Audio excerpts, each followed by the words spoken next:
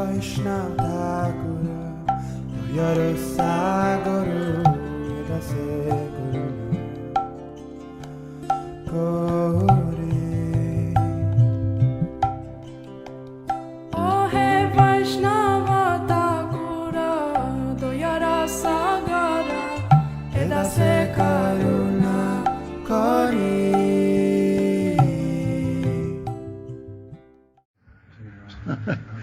Jayananda looks like Sri Chaitanya Mahaprabhu.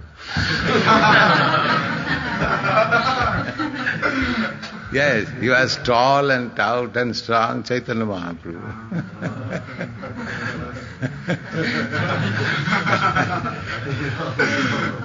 Yes, very good.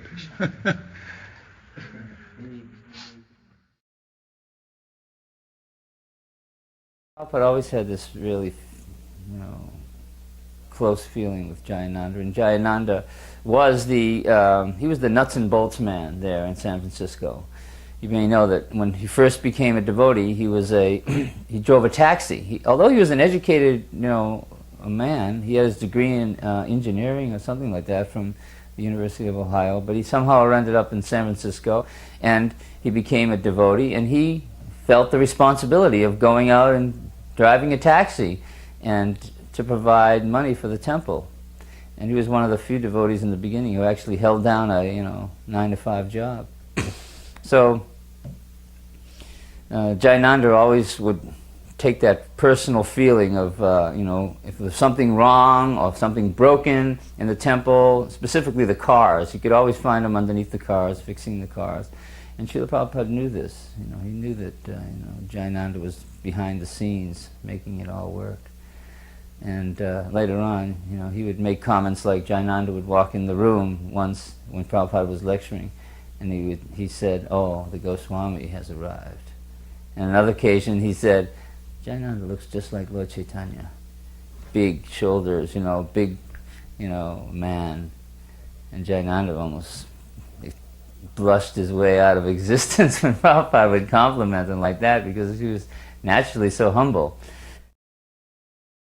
We stayed in a house for a while, and Prabhupada had an apartment, and Dayananda and Nandarani, Dayananda was a temple president actually, he had a bungalow.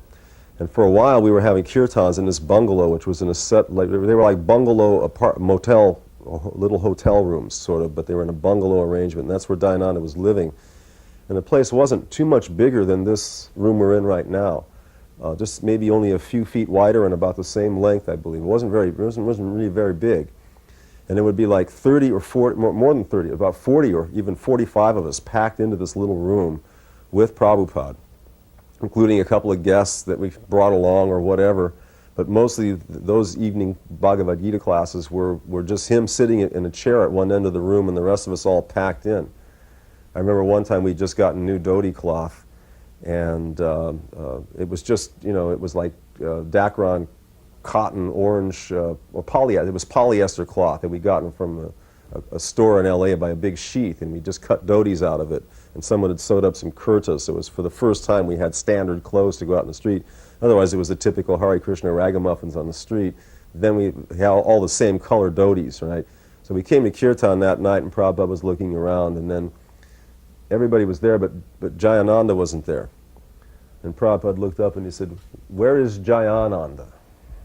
Not Jayananda, it was Jayananda. Where is Jayananda? And we said, well, he's still out parking the van, Srila Prabhupada. So Prabhupada waited until Jayananda came in the door. As Jayananda walked in, Prabhupada looked at him and smiled. He said, "Oh."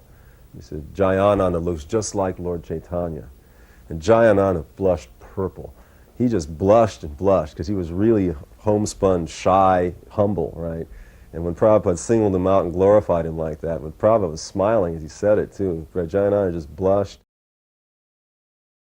Prabhupada was very pleased with this Harinam party. He decided when he left San Francisco to open a temple in Seattle, Gargamuni and Upendra had gone there, and Prabhupada decided that the Sankirtan party should go with him. And at that point, Jayananda went to Prabhupada and asked Prabhupada, Srila Prabhupada, well, again, it was Swamiji at the time, he said, "Swamiji, I'd like to travel with the Sankirtan party." And Prabhupada said, "But you are the president." And he said, "I think this is more important." And then Prabhupada said, well, what will you do? And he said, I'll be the driver. Prabhupada thought for a second. He said, very good, you can go. And he was willing to, he thought so much about Sankirtan that he was willing to let the top devotee, the person who was maintaining the whole temple, who was the temple president, he was prepared to let him go to become the driver of the Sankirtan party. So Jayananda joined our party that way.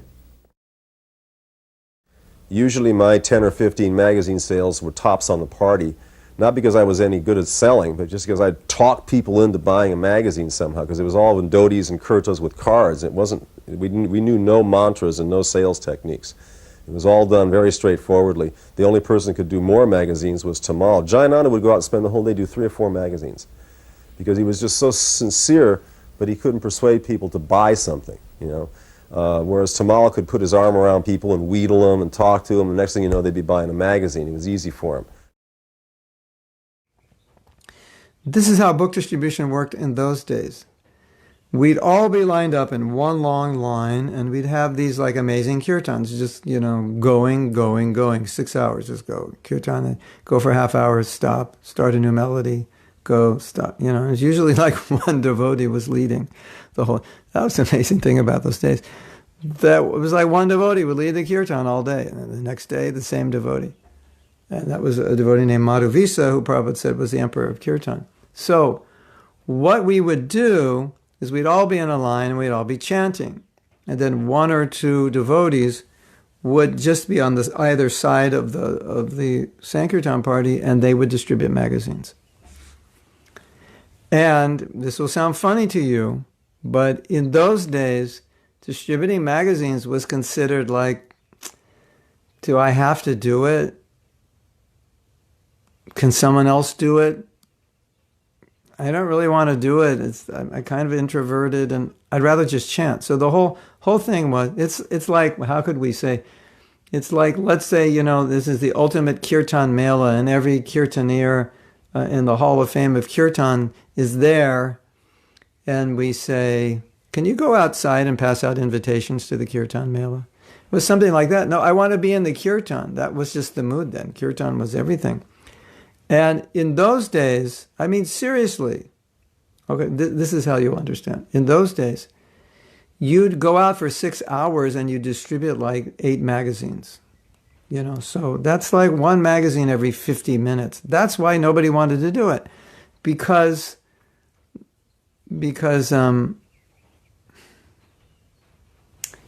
we're in dhotis and shaved heads, and, you know, that was like weird in 1970. And then he goes, excuse me, sir, here's a magazine about love of God, bhakti yoga. And I'm like, no, thank you. It was just, we were just preaching straight. So by statistical calculations, it was like 1 person every 50 minutes might take. So how many people would you approach before you got that 1 person? You could imagine, right? So nobody wanted to do that because, excuse me, sir, no, excuse me, sir, no, excuse me, sir, get a job, excuse me, sir, get out of my way. Nobody wanted to do it, right? So guess what Jayananda Prabhu did? He never was in the kirtan. He was distributing magazines the whole time because he knew no one else wanted to do it, and he knew everyone thought it was an austerity. But if you looked at him, he was totally happy. He did it. I don't remember him ever really joining the kirtan. He just would stand on this, you know, he would like drop everybody off, go park the van, come out, bring the books, bring the magazines, distribute the magazines the whole time. So I don't ever remember having to distribute magazines, basically because he did. He and maybe 1 other devotee. They did it, so we didn't have to do it. It was really difficult. And we didn't really know how to do it, and we didn't have any special lines. And so he would distribute the magazines the whole time. And then he would go get the van at 6 o'clock and go pick us up and bring us back to the temple. So, okay, now let me, so, you know, in other words, he was just like totally in this mood of let's serve the devotees. Let's serve the devotees. Prabhupada gave Gayatri Mantra. First, I think he did it first in Boston, And then he came to San Francisco and gave some of us Gayatri Mantra. It was September 1968. So, he gave out a sheet with the Gayatri Mantras after teaching us how to chant. Anyway, Jayananda was having some difficulty pronouncing the mantras, so he decided that he should go and ask Srila Prabhupada how to properly pronounce the mantras. So he took me along with him. And we sat down in front of Srila Prabhupada. Prabhupada told him to go ahead and try to pronounce the mantras. And as Jayananda tried to pronounce the mantras, Prabhupada just leaned back and started roaring with laughter. And Prabhupada just shook his head and said, "It's hopeless." He said, "But it doesn't matter." He said, "Because you're so sincere, Krishna will accept it. Krishna will accept your chanting."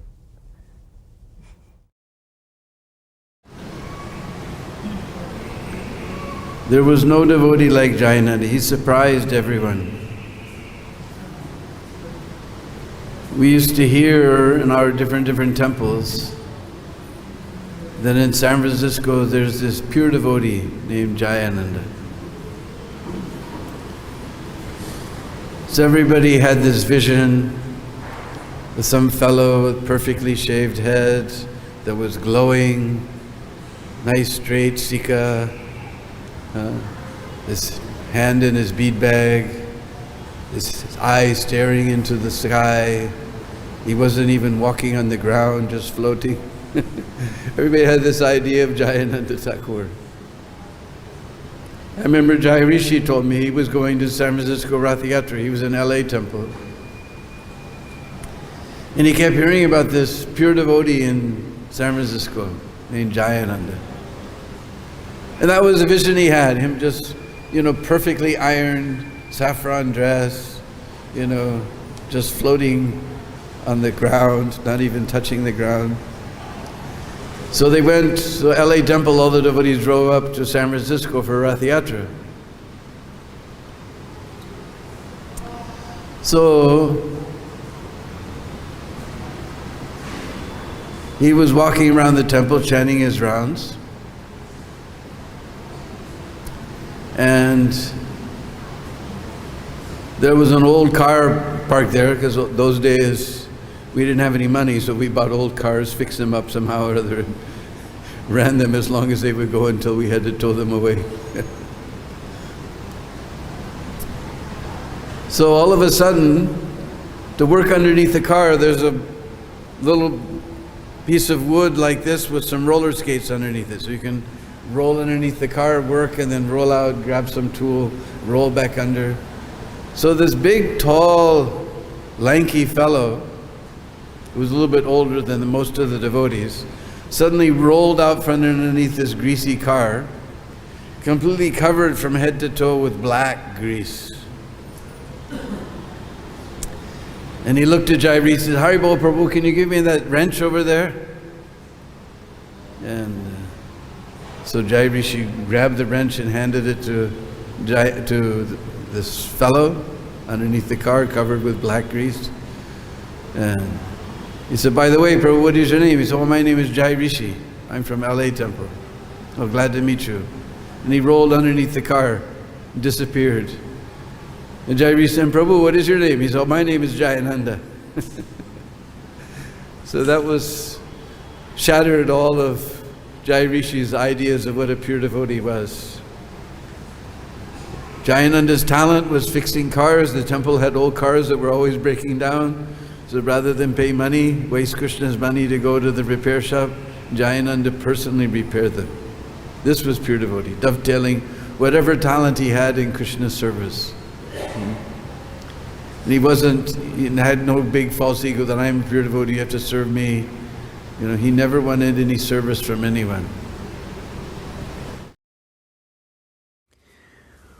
Our schedule in that temple, as I remember, we didn't seem to get to sleep till like around 11 o'clock, and we got up every morning at 4. So the average devotee in that temple was sleeping 5 hours. We were very inspired, because Prabhupada didn't even sleep maybe 3 hours. So we thought we have to be like Prabhupada. And so we really pushed ourselves, pushed. Maybe we slept 6, maybe we slept 5.5. But what I remember was Jayananda Prabhu was always the last one to go to sleep, probably because he was finishing cleaning the last pot and locking the door and turning the lights out and so on. That was just his nature. By nature, that's what he would do. He would just, you didn't have to ask him. If he was just there, he would do it. And he was up every morning at 3 o'clock. That was his schedule. Every day. I never saw him take extra rest. Maybe he did. But that's what he did. 11 o'clock, he would always be the last one to go to sleep and always be the first one to go out, to get up. There's another, this was in San Francisco, I guess about 71, 72. There was, in the this was when the temple was on Valencia Street, and there wasn't really nice accommodations for Srila Prabhupada. So one of the friends of the temple, he had a nice house over in Berkeley. And Srila Prabhupada would stay over there. And in the evening, all the devotees would go over to the house and take Prabhupada's darshan. And one night, I was sitting right up by Srila Prabhupada's desk, and he was sipping milk. He had a nice goblet and spoon, and he was just sipping the milk.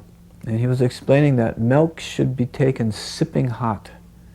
That if it's cooler than that, it simply goes to urine. But you should take it sipping hot. And then it goes to the brain to nourish the brain, the finer brain tissues. And a few minutes later, he puts his spoon down. And I looked in the goblet, and it was still half full. So the temperature had cooled down, and he just stopped drinking it. And he didn't say anything for a minute, and he was gazing in the back of the room. And I followed his gaze, and there was Jayananda. He was sitting in the back of the room, completely sound asleep. But Srila Prabhupada just looked at him like, they had such a special relationship. There was so much love between the two of them. He knew Jayananda worked so hard, and he didn't say anything. There was a construction of Rathayatra carts in the parking lot of a kind of store like a supermarket, really. It was called Safeway. It's kind of like Kohl's. And Jayananda had been up all night working on, and it was very greasy, working on the Rathayatra cart, getting it exactly right. He'd been an industrial engineer. He was born in Dayton, Ohio. And I'm going to go back to this. And so Prabhupada was having a darshan right in San Francisco, and the devotees invited Jayananda to come to it. And he was so tired from being up all night that he said, I just don't want to go. I'm full of grease, and I'm very tired, and it wouldn't be appropriate. But somehow or other, he was convinced to go. And they were all sitting in a single room, and Prabhupada was speaking. And a few times, Jayananda started to nod out because he'd been up all night, and he just couldn't sit in a warm room still without going to sleep. And it happened about 3 times, and he just lost consciousness and started to fold. And unbeknownst to the devotees there, Prabhupada was watching all this very carefully. And each time that Jayananda started to nod out, the devotee next to him would nudge him with his elbow, or saying that in his ear, kind of whispering, "Oh, you can't go to sleep while Prabhupada's giving darshan." And then after about 3 or 4 times, Prabhupada saw this, and he said to all the devotees present, he said, "Leave him alone." He said to the devotee who was nudging him, "Leave him alone. He is doing more work than all of you put together." So that really happened.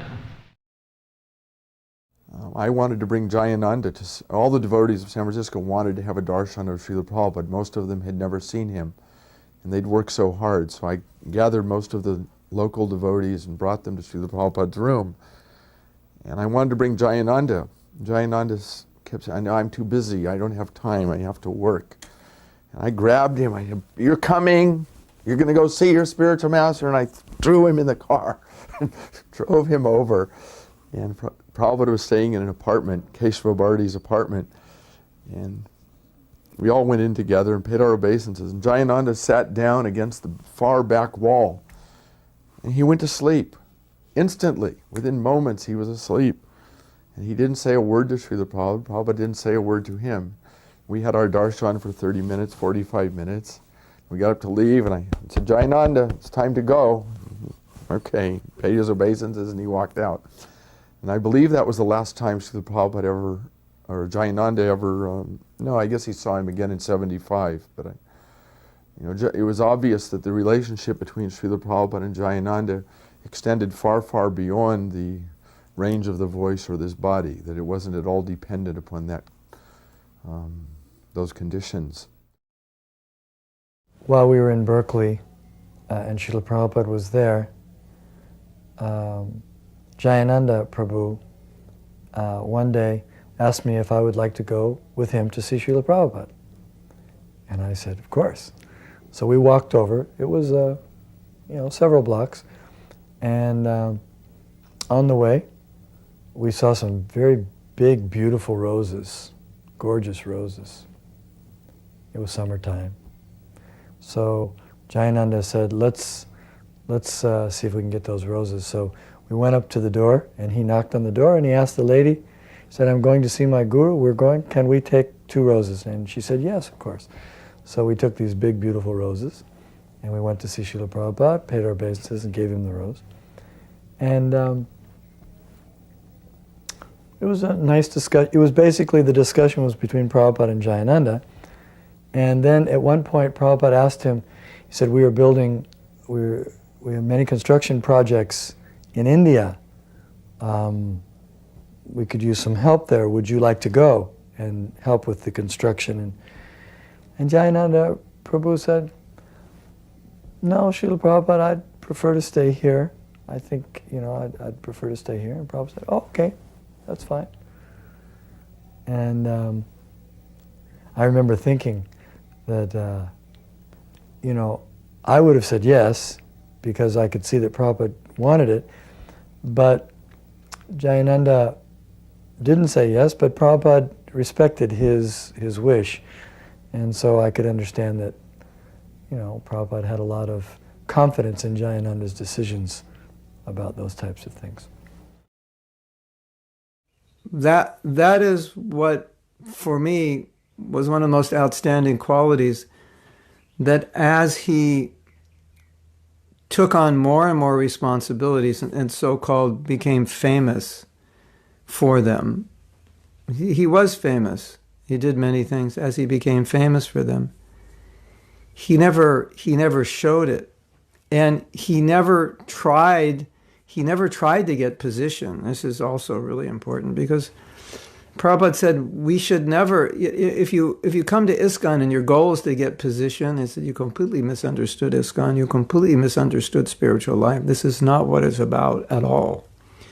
You don't come, he said, it's not Vaishnavism to join ISKCON so I can get something from it, so I can get a position. And he had opportunities to get position, but he never took them. He never wanted to take sannyas. Because when you take sannyas, everyone is going to offer respects to you, especially in those days. Because there were only a very small number of sannyasis. Prabhupada was the only guru. So they got lots of respect and special treatment, and he didn't like that. He didn't want to be treated specially. So he was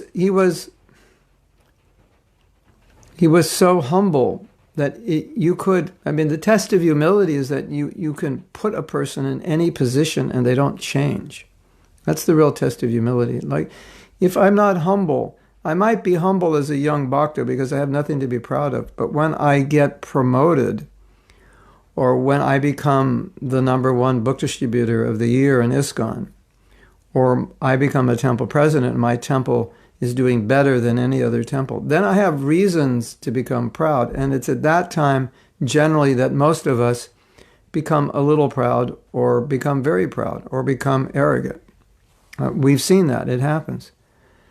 That, in the life of Jayananda, that was an impossibility. It wasn't part of his being that could ever happen to him. It's not the way he thought. It's not the way he existed. So, and everybody saw that, and everybody knew it. It was obvious because he was so different from everyone. In other words, if someone is successful at something and they remain as humble as the day they join, you cannot not notice that. It's quite obvious because nobody, it's very rare. I don't want to say nobody, but it's very rare that anybody's like that. We all become a little proud if we succeed. Even if we're trying to be humble, we say, no, Prabhu, it's Krishna's mercy. Oftentimes we do that just to make sure we don't become proud. Just like, okay, I'm going to become proud. I better say it's Krishna's mercy. Otherwise, I'll start thinking it's my mercy. Isn't it? With him, that wasn't even a possibility remotely. It would never happen. And so everybody saw that. It was so obvious that this person, he's not like us. He's not like anyone we've seen. He's different. He doesn't become affected by position. He doesn't become affected by praise. And no matter how long he remains a devotee, no matter how exalted he becomes and how much association he has with Prabhupada and whatever service he does, he's still taking out the trash. He's still under the car fixing it, and he's not saying, why do I have to take out the trash? I'm the oldest devotee here. This should be someone else. Someone else should be doing it. It's like, how should we say this? It's like, if you saw the trash and you didn't jump on it and take it out, he would take it out. You had to beat him to it. It's just like if it had to be done, he just would do it. That was his mood. There wasn't any kind of, why should I take out the trash? I'm a senior devotee. It's just, the trash has to be taken. Let's take it out. Someone has to do this. Okay, let's do it. And it was almost to the point where it was like, why should the bhaktas have to do it? I'll do it.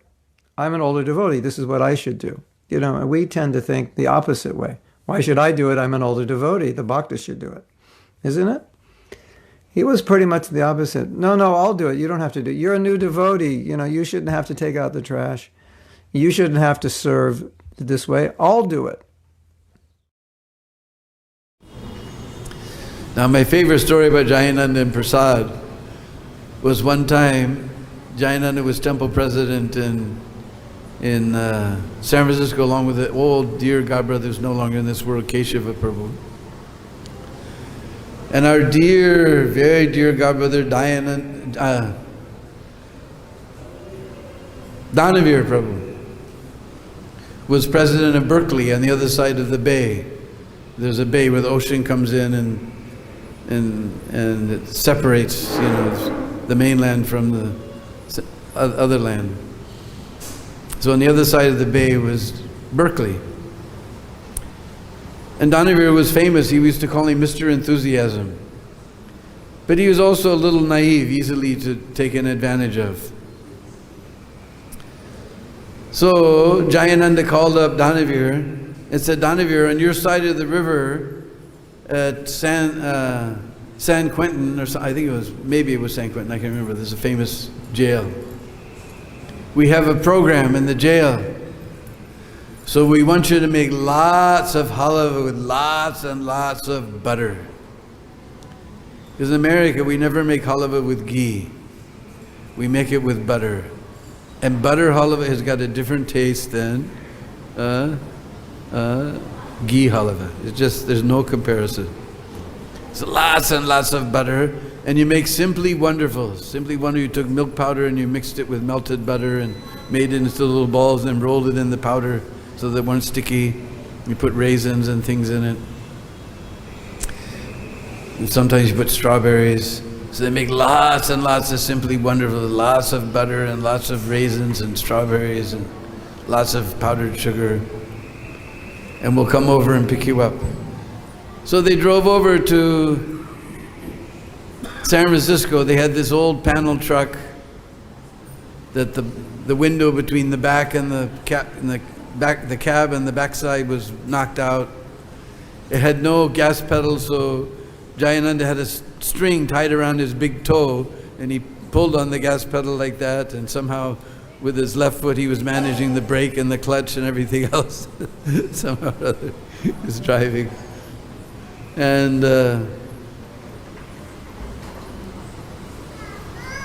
so in this way they drove across the bridge over to Berkeley.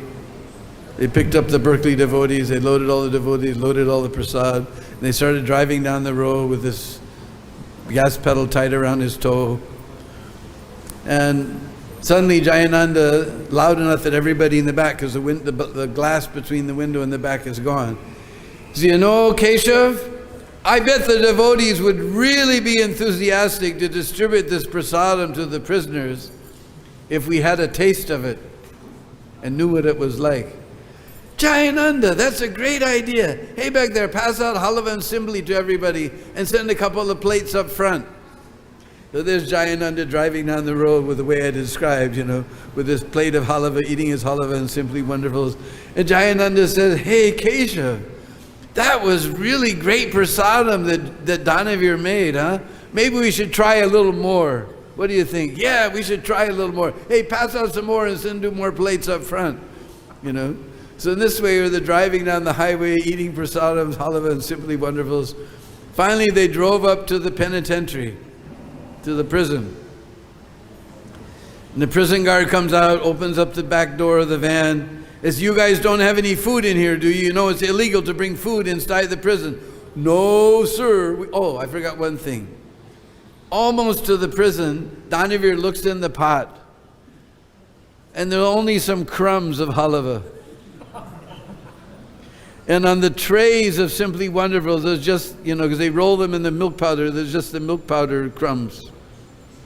And he says, oh no, we're so fallen. We've eaten all the prasadam meant for the fallen conditioned souls. We are so fallen. Then they got up, and the guy says, you don't got any food in this van, do you? You know it's illegal. No, sir, we don't have any food in this van. That was Jayananda. They pulled out this whole trick just to get lots of nice prasadam.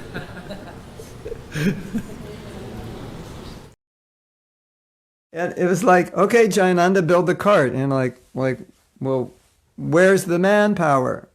And I'm like, oh, you can have Bhakta Tony. I was like, it's like, and here's Bhakta Tom. And that was like, no, we need more people than that. So he didn't have enough people, and you know, like, what to do? So to be, you know, be lifting something, it's like, this is too heavy for 2 or 3 of us. We need help. We got to move this stuff around. So there'd be some guy just walking on the street and say, excuse me, could you help us lift this? And the guy's like, you know, the guy could be like a total drunk, whatever, just anybody. Okay. Somehow or other, he had this Shakti. He could get people to engage in service.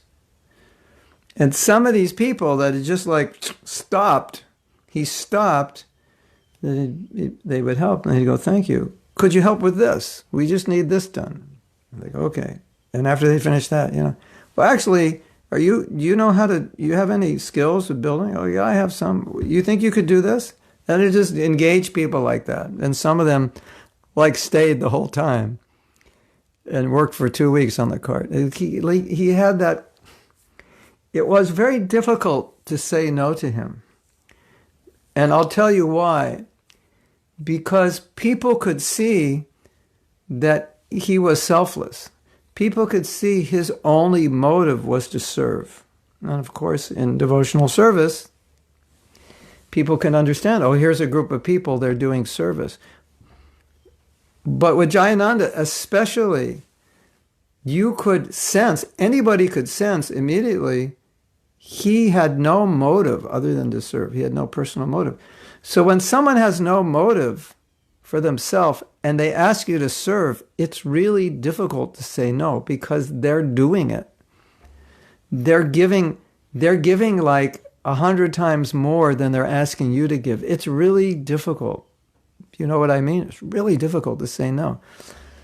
So here's this guy, this big guy, working 18 hours a day, working harder than anybody, maybe harder than anyone they've ever seen work.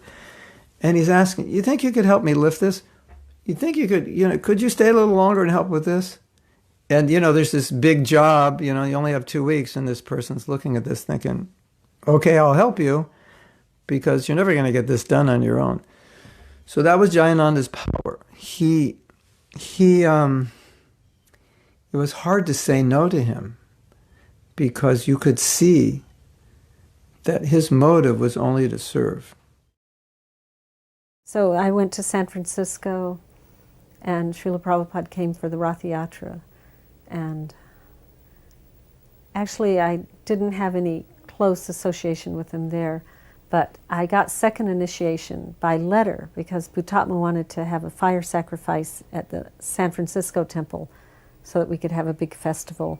And so I was really disappointed because I heard that Prabhupada a lot of times touched your hand when he gave you second initiation. And I thought, I really wanted to get it personally because it would probably be the only opportunity in my entire life to have the personal touch of Srila Prabhupada physically on my hand. The devotees weren't touching his feet, especially the women, so I was disappointed. But then after the initiation, Jayananda came to me and he said, he was so kind. I mean, that's another amazing part of Krishna consciousness was his association. He said, I'm going to see, he came to my room. I had my own room because I had a child, so I wasn't in the ashram, in the Bhavatarini ashram, but I was in the temple. I had my own room. He came to the door, he knocks on the door, he goes, I'm going to see Srila Prabhupada in Los Angeles. Would you like to have me take him some Guru Dakshin? And I said, I don't have anything. And he points to a drawing I'd done of Krishna, and it's just his face with his flute and a garland, and he's up in the clouds, and it said Om underneath it. And it was a pencil drawing. And a lot of people had told me it was bogus, it wasn't bona fide, it was impersonal because Krishna was in the cloud and none of his associates were there. So I never would have thought of giving that to Srila Prabhupada. But when Jayananda goes, oh, that's nice, I just, I forgot all my doubts and hesitations, and I said, okay, you can take that to Srila Prabhupada. I had it in a frame. And then he said, would you like me to ask him anything? Well, I heard that all you were supposed to ask the spiritual master was how to serve him. So I said, please ask him how I can serve him best. So about a month later, Jayananda got a letter from Srila Prabhupada, and of course it discussed other things, and it said, to thank Bhavatarini Dasi for her drawing of Gopal Krishna. So that was like, oh, it's Gopal Krishna, it's not impersonal. And he said, as far as she can serve me, the best service is to chant Hare Krishna always and spread it to every town and village. And Jayananda, he personally told me, he came to Portland many times. He also loved our Portland prasadam. And he told me, he said, most of the time they tell you when you're sick, you're supposed to fast. He said, but I eat more prasadam so that all the germs will get liberated. That was Jayananda, always thinking about the welfare of the living entities. On that walk, Srila Prabhupada talked about a few different things. One of them being who actually started book distribution in a big way in America. It was just a sort of random discussion that was born out of something else, And so Srila Prabhupada, different people were saying different things. People said Keshava, Buddhimanta, Karandar, they were offering different things, right? And Prabhupada stopped and he went, no, Jayananda.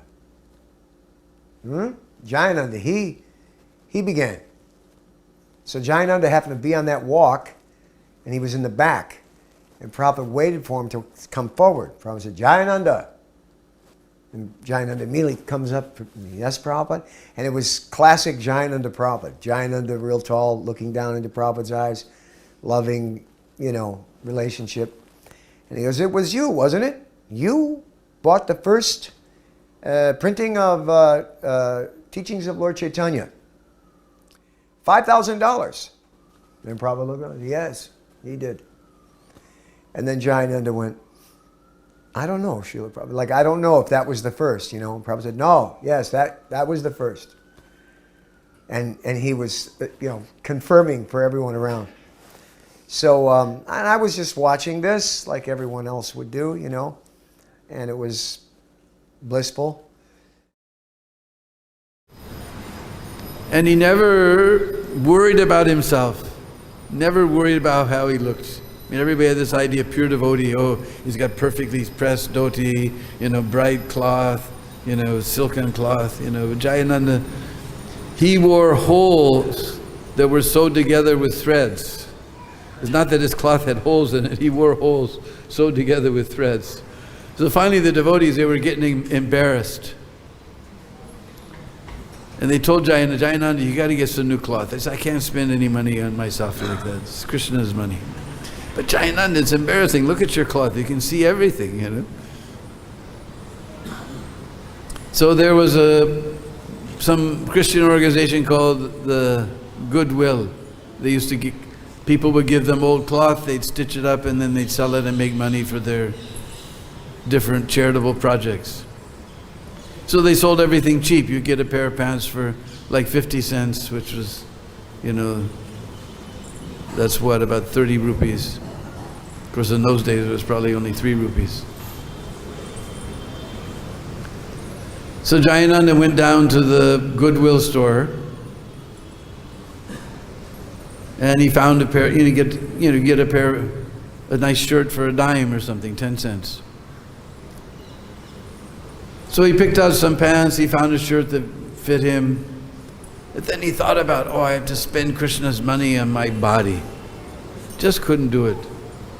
So they have a little room where you go inside and you put the cloth on and there's a mirror, and then you can look at yourself.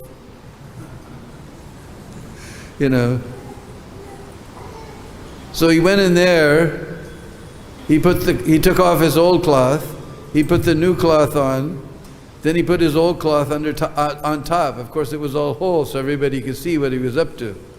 And he tried to walk out of the store. And the police, the people caught him.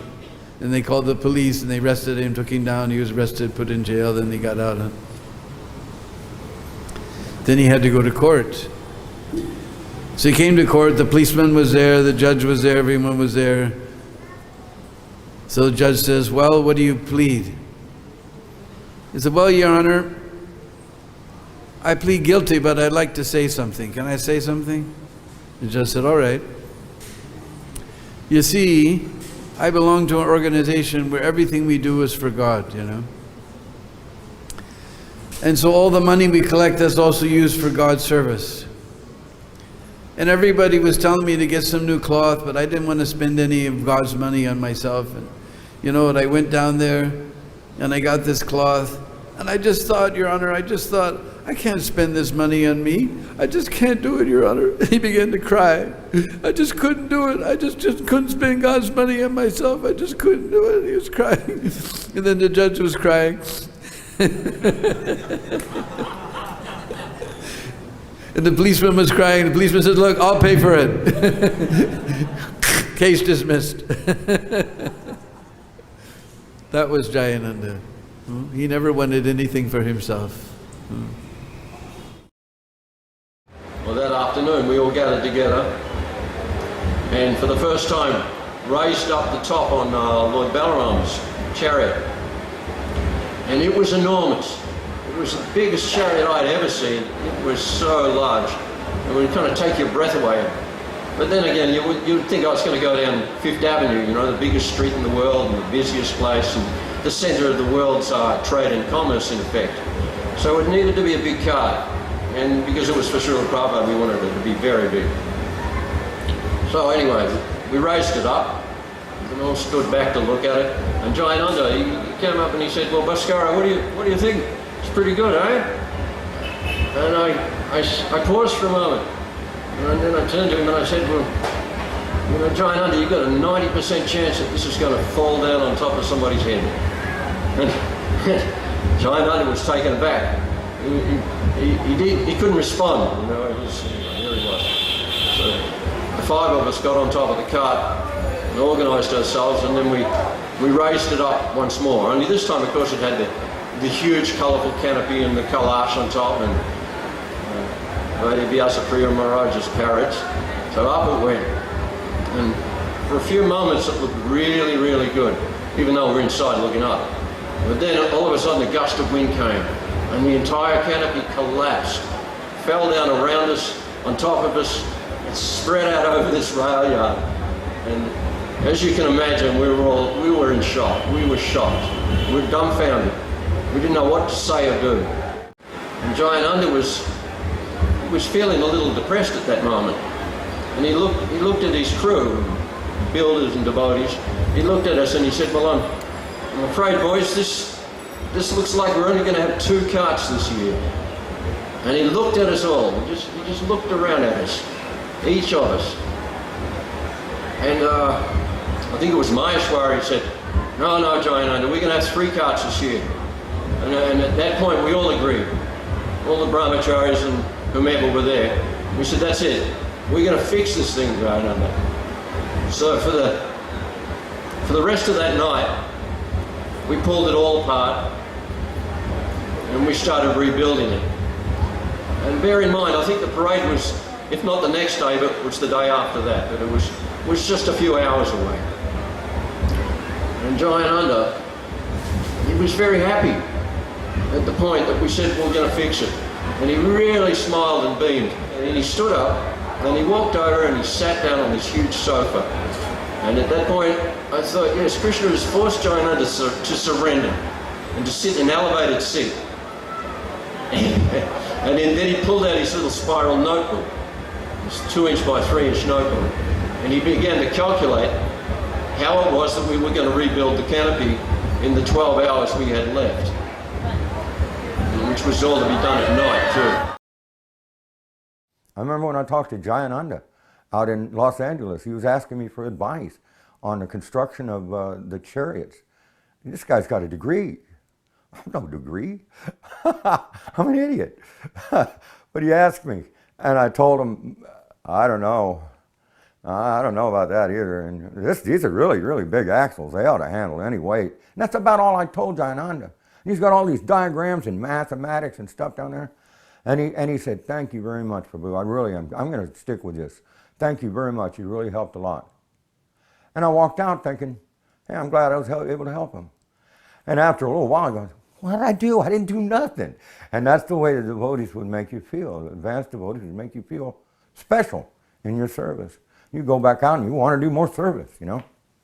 Anyway, that's the quality I got from Prabhupada. So this is Adi Keshava speaking. The first time we went to meeting with the doctors were kind of punishing Jayananda around, pushing Jayananda around. So I went with him. And so the doctor gave us a whole long medical explanation. Finally, I said to the doctor, and this is very Adi Keshava-like, "Look, doc, when's he going to croak?" The doctor flipped out. He said, "You can't say that in front of a patient." He got really upset. I said, "Don't worry about it. He's not worried." I said, "You're not scared to death, are you, Jayananda?" He said, "Nah, I guess I'm a little, but you know, I'm getting over it." The doctor was just amazed. So I said, "Look, we just want to know the straight goods. When's he going to croak?" The doctor said, "I don't particularly appreciate your terminology, but if we give him the chemotherapy and the x-ray treatments for this and that, then he'll be okay." I said, "No, I mean without the drugs. When's he going to croak?" So the doctor said, "Well, I can tell that if he takes advice from people like you, he's going to die in a short time." So Jayananda said, "Well, That's what I wanted to know. Then immediately he turned around. He's so transcendental. Immediately he turns around and he says, Adi Keshava, I've got this plan. Because you know, Jayananda had these checks he got every month from his trust fund. He said, I've got this plan how I'm going to get all the money out of my trust fund. Immediately. That was the first thought he got. The last thing I want to do is get all this money and then give it, and then I'll send it to Srila Prabhupada. Then there's nothing my father or mother can do anymore. There's nothing my parents can do. There's nothing my sister can do. So then all they could do is pay the bills anyway. He had this idea immediately as soon as the doctor told him he was going to leave. And he said, the other thing we've got to do is draw up plans for the Rath Yatra cart. Go get Mayeshvara. So this is what he was doing in the hospital. He was going around distributing books in the hospital. He was preaching to people. He has leukemia. He was preaching to people in the hospital, and he was holding a regular Bhagavad Gita class. I don't know how often, maybe every day, once a week. He was going around preaching, distributing books in the hospital with leukemia and holding Bhagavad Gita class. And, ladies and gentlemen, drum roll. If you have trouble waking up early, listen to this story. Okay, if you have trouble waking up early, wake up right now and listen to this story. Leukemia in Tijuana, 1977. Jayananda Prabhu, by himself, in the hospital, waking up every day at 3 a.m. Now, if you want a good excuse not to get up early, I think leukemia is a good one. What do you think? You agree? I think it's a damn good excuse. And I think everyone would say, Prabhu, don't get up early. Right? It's 3 a.m. This is, try to understand his mind. This is his practice. This is his bhakti to Prabhupada, to rise early and chant. Try to understand. If you get this in your head, this can really help you.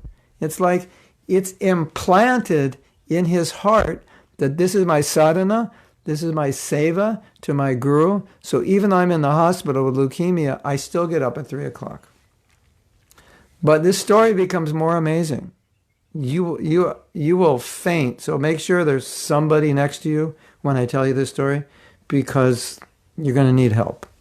Okay? So he's getting up at 3 o'clock. He's got leukemia. He's getting up at 3 o'clock every day, doing his full morning program, going on Sankirtan in the hospital, distributing books, preaching to people, and holding Bhagavad Gita class.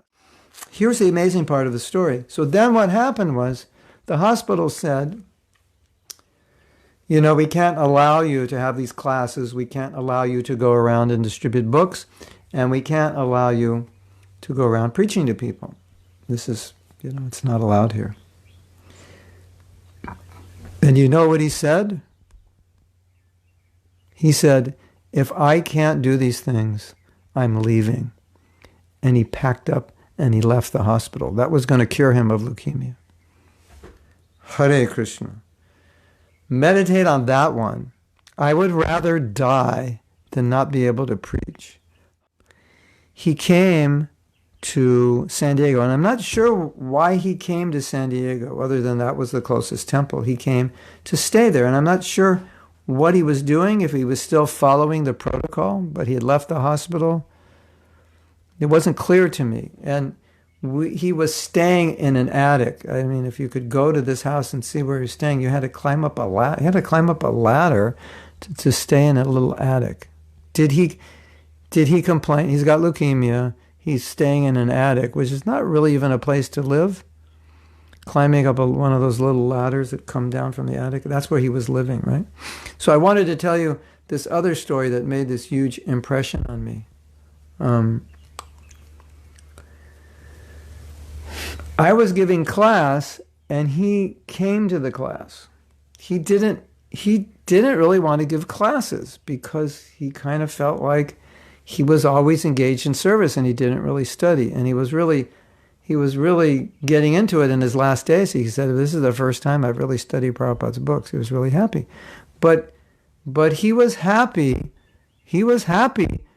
He's a senior devotee, and he's happy to attend other people's classes. So I was giving class, and I felt, oh my God, Jayananda's in the class. How I shouldn't be giving this class. He's senior, but not only senior in years, he's light years away in Krishna consciousness from me, from what I have. So I give my class, whatever it was about, and he said, he made a comment. He said, I was in the hospital, and they had these TVs on everywhere. So I was like watching these TV shows. He said, and so you have the news, this war here and this catastrophe here, and the 600 people died in this flood, and this forest fire has destroyed 1,000 homes. And he said, you just go on. And he said, and then the commercial comes on for this beauty cream. It's called Pond's. I don't know if they still have it. And he said, you put this beauty cream and all your wrinkles go away, your skin will glow, you will look like an apsara. And he said he would just talk about that. And he said, it was so funny. It's like you're watching the world fall apart, people suffering here, people suffering there. Then the commercial comes on, just like nothing's wrong. And he said, I can't believe that people don't pick up on that. He just thought that was so funny. But the thing that really amazed me, and I don't know if it'll strike you, I'll see if I can explain it in this way. After the class, he was asking questions to me, and I'm thinking, it should be the other way around. He's asking questions to me, and the way he asked them, this is my perception, my memory of it, I can visualize where he was sitting. I can visualize where I was sitting. It was such an emotionally charged event, just asking a question. So many people have asked me questions. I can't remember the scene. I remember the scene distinctly. I'm sitting in the back of the temple. He's sitting to my right, about 5 feet away. And he asked me some questions. And the mood of his asking was like he was a new bhakta, just like, so I'm just wondering, Prabhupada says here, does that mean this or does that mean that? And I'm listening to this, I'm thinking, I never seen somebody so, it's like if we had that question, we would be embarrassed to ask it because it would reveal our ignorance. Like, you're a senior devotee, you know, Prabhupada's saying this, and you don't know what he means. The question was like, it was like a simple question, like a new devotee would ask. And he was just like looking at it with like the eyes of a child with this awe and reverence. And so what does Prabhupada mean here? Could you explain that? Does this what he means? I'm not sure. And he's asking me this with this complete, just like naked, make yourself naked to the world by asking a question that's so simple. It's like admitting, like, I really don't understand this. And when he asked that question, I just was stunned. I said, I can't believe you're just bearing your soul to the world by asking a simple question which would reflect that you need to go deeper in Prabhupada's books. It was like we wouldn't ask that question because we would be embarrassed in front of everyone that we didn't know the answer. He wasn't like that. He didn't have false ego. It didn't exist. I could say perhaps he's the only person I've ever met that had 0 on the scale, on the barometer of false ego. He was probably -1. It was like it didn't exist, you know. The Rath Yatra in LA was Jayananda's idea, because it's one of the biggest cities, probably the second biggest city in the United States. It's Los Angeles. It means Los Angeles, the angels. That's what it means in Spanish, Los Angeles. But what happened was he convinced Rameshwar, who was then the sort of leader of the BBT and the temple president, that we should have a Rath Yatra in this city. So we got into a car along with Karandar, who was the temple president at that time. Rameshwar was also the temple president, the GBC, and the BBT man. And so we all got in this car with Jayananda, four of us with Jayananda. And there was Rameshwar and Karanda and myself, and we started looking around the city for where we would have the Rath Yatra, because we thought it was a really good idea. And we drove all over. We went to the Central Business District, we went to the Wilshire area, and everywhere we looked, we couldn't see any people. It was a weekday, and probably most of the people were in their offices or in their cars, but there were just no people around. So as a last resort, we thought, well, we'll just go to Venice Beach and call it a day. And so we went to Venice Beach. Venice Beach is sort of part of Los Angeles, really, but it's right on the beach. It's right on the Pacific Ocean. And all of a sudden, we saw thousands of people. A lot of them were tourists from different parts of America, from different parts of the world, and sort of really bizarre things were going on. We saw a guy on a skateboard that was being pulled by a German Shepherd dog, and he was skating down the concrete walkway, Oceanfront Walk it was called. And then we thought, well, this is probably a good place to have the Rath Yatra. It's right on the beach, and it's just kind of a good atmosphere. There's a lot of people here. And just as we were approaching the end of the walk, there was a policeman, and he was standing there, kind of with his arms, I think they call it akimbo, and we thought, uh-oh, he's going to arrest us for having this wheelchair. We were pushing Jayananda in a wheelchair. And we thought, uh-oh, he's going to arrest us because we're not supposed to have a wheelchair on Oceanfront Walk. And he was blocking our way. And we got really close to him, and all of a sudden he just put his right hand out to Jayananda and said, I want to shake your hand. My name is Sergeant White. That's his real name, Sergeant White. He said, maybe you don't know about this, but in downtown Los Angeles last night, there was a gunfight. And one of your men saved the life of my partner. And to this day, we still don't know what happened, but he was overwhelmed by the fact that Hare Krishna had saved his partner's life. And he said, so whatever you do, I'm going to support. So that was and then that was a signal to all of us that we had to have the Rath Yatra there, because here was a policeman who we thought was going to arrest us and was so happy. We thought, well, this is a sign from God. Somehow we have to have the Rath Yatra at this location. And it was that very busy location, actually. Now, because he was like this, he made so many devotees, because they saw him and they said, oh my God, this person is a saint. And when you associate with the saint, you start to become saintly. He was otherworldly. It was like you walk into the temple, there's Jayananda. You don't meet people like that anywhere. And so you start to think, wow, Krishna consciousness is amazing because it's producing people like this. So he was a powerful bhakta maker without even trying to make bhaktas per se in a structured program, just by being who he was, because he was such a saint that he affected people deeply. And people wanted to be with him, and they wanted to be like him because he was so special.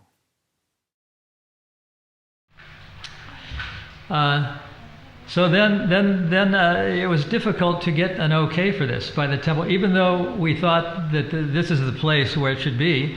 Rameshwara and Karandar were a little bit diffident about the whole thing.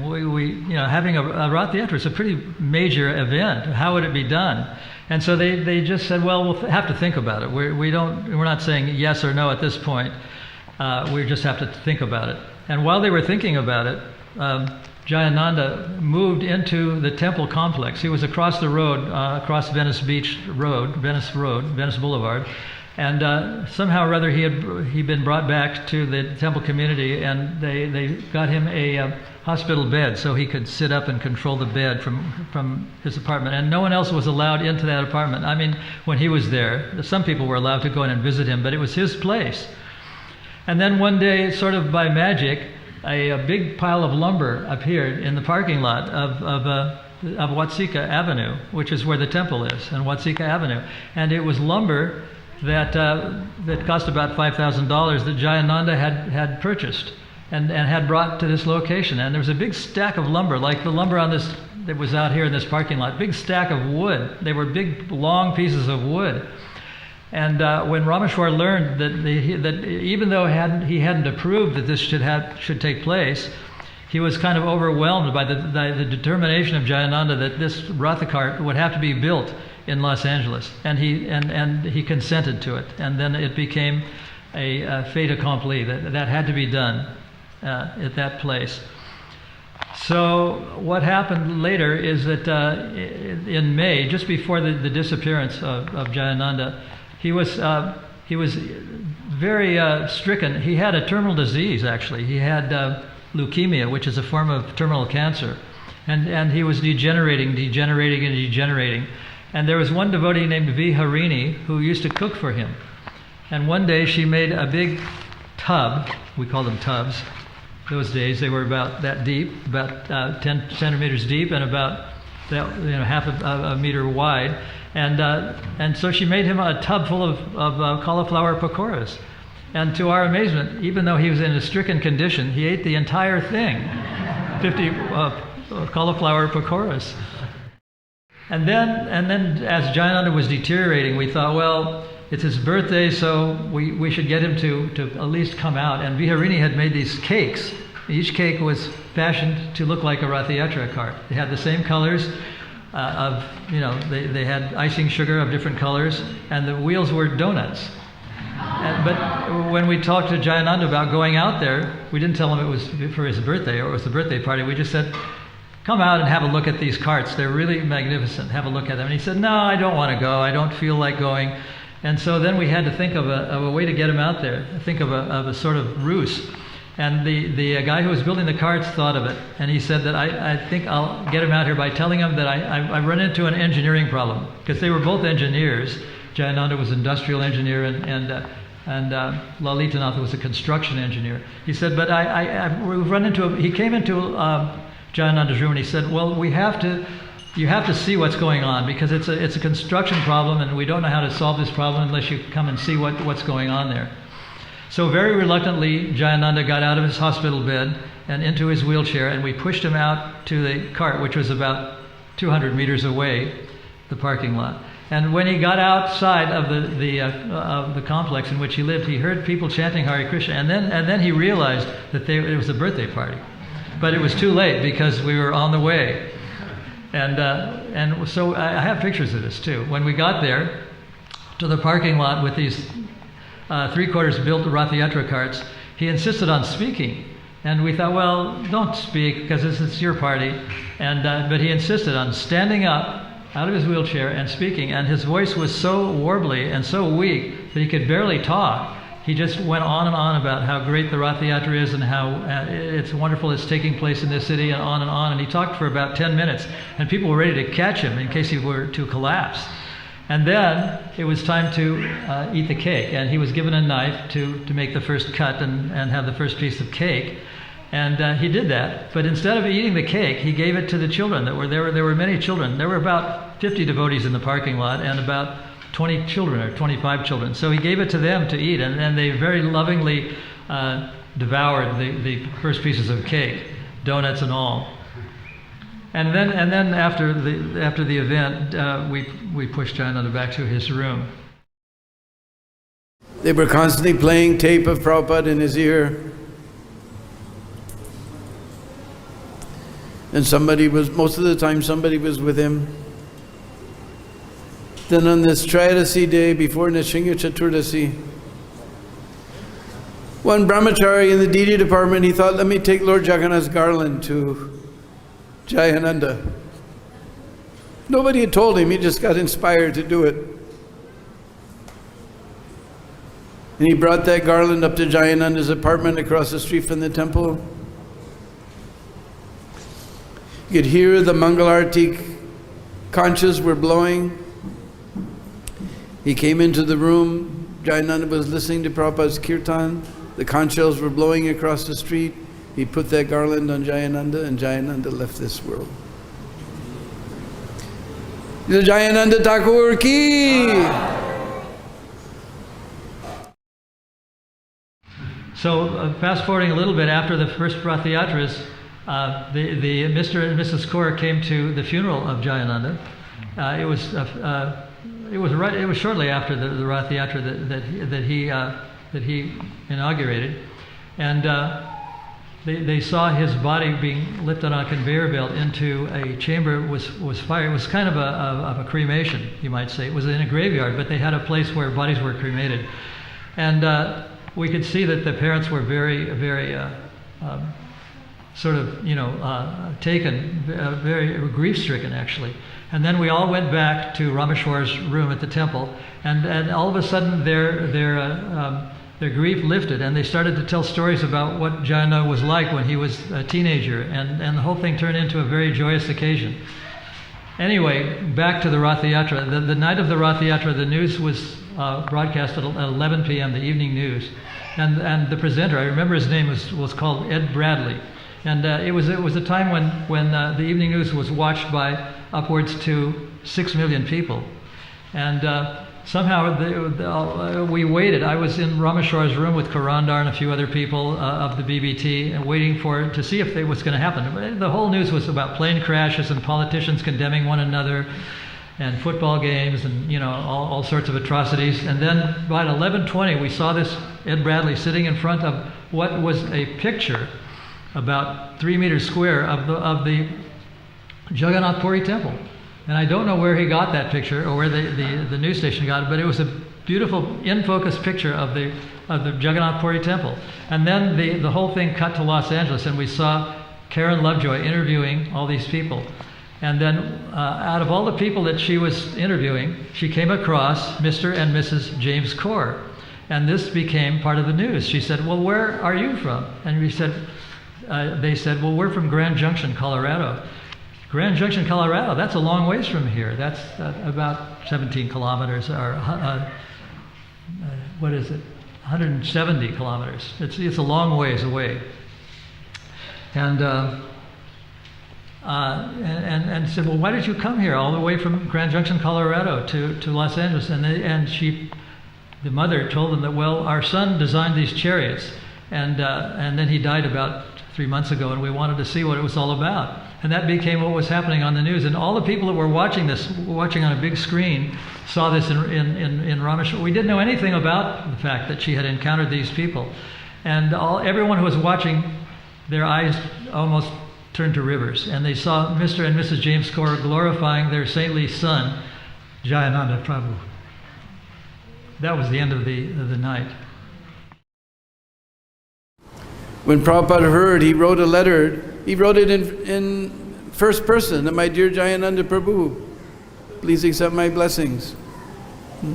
I'm feeling your separation like anything today.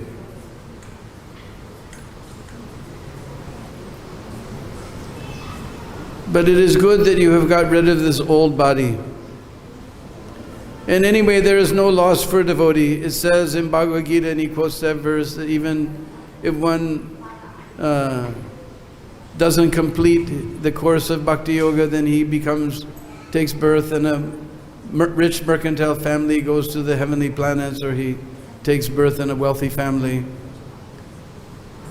But because you were devoted to Hari Kirtan and you were hearing Hari Kirtan at the time of your death, I think you have gone back straight to Goloka Vrindavan. Prabhupada wrote this letter to Jayananda. Then he ordered us to always have the picture of Jayananda on the Rath Yatra cart, and to honor Jayananda's disappearance day every year. Prabhupada said that we should put his picture in the Rath Yatra carts and honor him just as we honor other disappearance days of great acharyas. And he was very much an American guy. I mean, we call these people from Ohio Hoosiers. In America, they call them Hoosiers. They were kind of like dumb and innocent and stupid people. Well, he wasn't one of those people. He wasn't driving a taxi cab because he was stupid. He just didn't like the corporate world, and he had many interesting job offers. But he was a taxi driver. And when he came to the temple as a taxi driver, when he was 30 years old, everyone else was in their early 20s or younger, and we thought, this guy is really straight. And it's really a feather in our cap that a 30-year-old is joining the temple. Anyway, that was when he first joined, and he stayed and never left. Hare Krishna. The thing that stood out for me about Jayananda Prabhu is that he didn't complain, he didn't criticize, he was always happy to do service, he just loved Prabhupada, and he loved serving the devotees. But I would say the thing that stood out most was his intense humility. He wasn't trying to be intense, he was just extremely humble. And we all saw Jayananda Prabhu like, you could say, the first anointed saint in ISKCON, although we don't officially anoint saints, but for us, he was like an anointed saint. He was like in a different league, not in the sense of more knowledgeable or doing sadhana better per se, because we all did that well. But in the sense of his character, who he was as a person, he was so different from everyone.